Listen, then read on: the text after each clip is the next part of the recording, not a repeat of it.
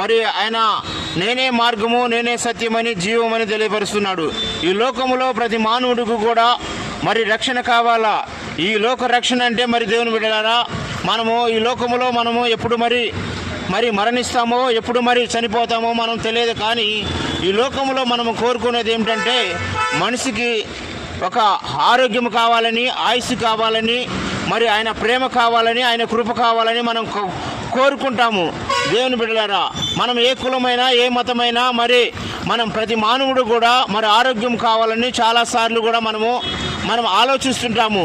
కానీ నీ కోసం నా కోసం కూడా ఆయన కల్వరి శిలువలో రక్తం కార్చి మరి ప్రాణత్యాగం చేసి మన అందరి కోసం కూడా ఆయన ఉచితమైన ప్రేమ మన అందరి కోసం కూడా మరి మనందరి కోసం కూడా ఆయన ఉచితమైన ప్రేమను మనకి మరి ఇచ్చి ఉన్నాడు. ఆయన ఎలా దొరికిందంటే దేవుని బిడ్డలారా, మరి ప్రభువునందు తెలుసుకొని ఆయనని కనుక నువ్వు విశ్వసిస్తే ఆయన పట్ల నీ గొప్ప కార్యములు చేస్తాడు.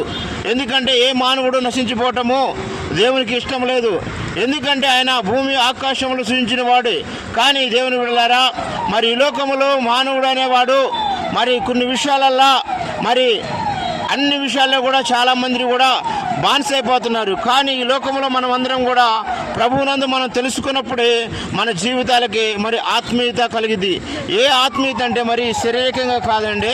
మరి శారీరకంగా ఈ లోకంలో మరి మానవుడు అనేవాడు మరి కొన్ని విషయాల్లో మరి అన్నిటికీ బానిసత్వం అయిపోతుండే కనుక మరి ఈరోజు ఆయన ప్రేమ మనందరికీ కూడా ఈరోజు చాలా విలువైనది.